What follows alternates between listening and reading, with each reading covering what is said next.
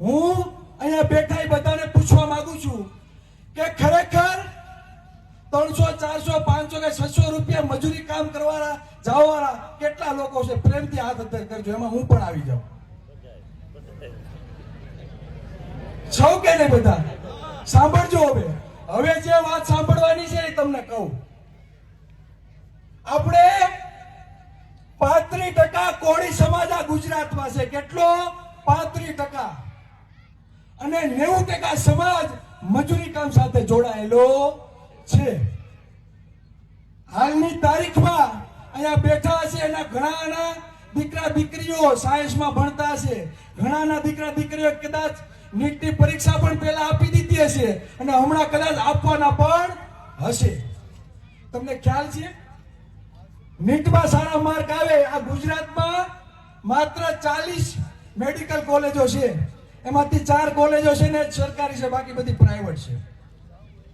Medical ક્ષેત્રમાં તમારા બાળકને MBBS કરાવવું હોય, MD કરાવવું હોય, સર્જન બનાવવો હોય, BHMS કરાવવું હોય તો કેટલા રૂપિયા જોઈએ ખબર છે? પ્રાઇવેટમાં 70 લાખ, 80 લાખ, 90 લાખ, હવા કરોડ રૂપિયા જોઈએ. આમાં બેઠા એને આંગળી અધ્ધર કરી. એમાં કેટલા લોકોની તેવડ છે તમારા બાળકને MBBS ડોક્ટર બનાવવા માટે? હાથ અધ્ધર કરો જોઈએ. કરો તો ખોરી. તેવડ નથી આપણી એટલે આપણે હાથ અધ્ધર નથી કરતા. સમજો. અહીંયા હું જેટલું બોલું એ બધું ભાંડી નથી લેવાનું. કેટલું ચિરાગભાઈ સાચું બોલે છે અને કેટલું ખોટું બોલે ને એ પણ તમારે વિચારવાની જરૂર છે. આપણે એમ કહીએ કે જ્યાં જોઈને અન્યાય થાય. હમણાં 1.5 મહિના પહેલા 9મી પે ઉપર થયો. 10 દિવસ ગયા બરાબર. આણંદની કન્યા છાત્રાલયમાં આપણી દીકરીને સુસાઇડમાં કપાઈ દીધી.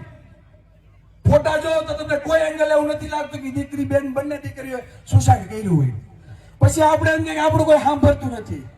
અને આપણો કોઈ SP નહીં, આપણો કોઈ DSP નહીં, આપણો કોઈ IG નહીં, આપણો કોઈ કલેક્ટર નહીં.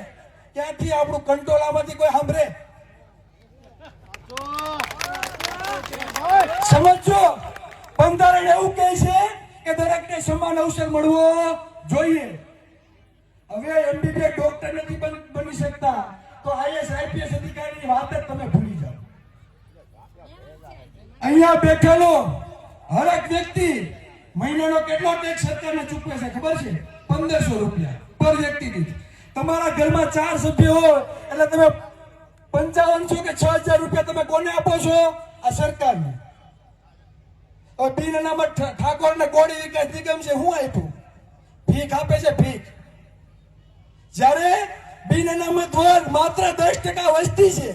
માત્ર 10% વસ્તી છે. અત્યાર સુધીમાં કેટલા કરોડની ફાળવણી કરી ખબર? 2000 કરોડથી પણ વધારે ફાળવણી કરી. બિન અનામત વર્ગને શિક્ષણ ધામ બનાવવા માટે જમીન આપવામાં આવે. હોસ્પિટલ બનવા માટે જમીન આપવામાં આવે. એના દીકરા દીકરીઓ IAS IPS અધિકારીઓ બને, ડોક્ટર બને, એના માટે યોગ્ય અવસર આપવામાં આવે. આપણે શું આપવામાં આવે? આપણે આપવામાં આવે દારૂ. હવે એક વિસ્તાર મને બતાવી દો કે દારૂ નથી વેચાતો. આ અંદરની વેદના બોલે છે, વેદના.